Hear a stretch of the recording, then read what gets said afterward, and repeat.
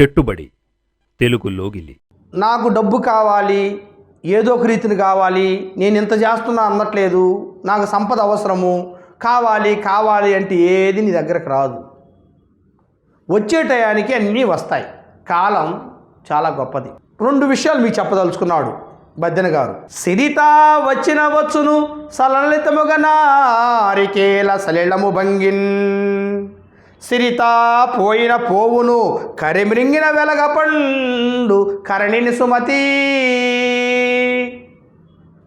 సిరి తనకు తెలియకుండానే వచ్చి చేరుతుంది మంచి వాళ్ళ దగ్గరికి, ప్రయత్నం చేసినటువంటి వాళ్ళ దగ్గరికి, సన్మార్గంలో వెళ్ళినటువంటి వాళ్ళ దగ్గరికి. ఎలా? టెంకాయలోనికి నీళ్లు వచ్చినట్టుగా సలలితముగా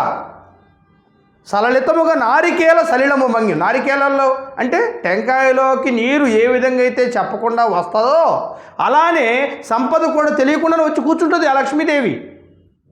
అది ఎలా అనంటే కరిమ్రింగిన వెలగపండు కరణిన సుమతి. ఏనుగు వెలగపండులోని గుజ్జును మాత్రమే తిని ఆ డొప్పను బయటకు విసిరేస్తుంది. ఎలా సాధ్యం? హంస నీళ్ళ నుంచి పాలు కలిపి ఉంటే పాలను మాత్రం తాగేస్తుంది. ఇవన్నీ దైవ సంకల్పాలు కాదా? కాబట్టి దైవం తలుసుకుంటే సిరి తెలియకుండానే వస్తుంది, తెలియకుండానే పోతుంది. ఎలా పోతుందంటే ఇదో కరిమిరింగిన వెలగపండులాగా, ఏనుగు మింగిన వెలగపండు గుజ్జులాగా పోతుంది. సిరి టెంకాయలోకి నీళ్ళు వచ్చినట్టుగానే వస్తుంది. నువ్వు చేసే ప్రయత్నాన్ని ఆపు అని చెబుతున్నాడు మహాకవి. ఇంకొకసారి చూద్దాం. సిరిత వచ్చిన వచ్చును సలలితముగ నారికేల సలిలము భంగిన్, సిరిత పోయిన పోవును కరిమిరింగిన వెలగపండు కరణిని సుమతి.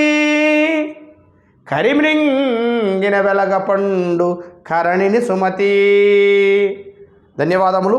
చెట్టుబడిన అందరూ కూడా సబ్స్క్రైబ్ చేయండి, లైక్ చేయండి, మరియు అందరూ కూడా షేర్ చేయవలసిందిగా కోరుతూ, తెలుగు పద్యము, తెలుగు అస్త్రము, తెలుగు యొక్క గొప్పతనాన్ని అందరూ కూడా తెలుసుకోవాలని తెలియజేస్తూ ధన్యవాదములు. చెట్టుబడి తెలుగు లోగిలి.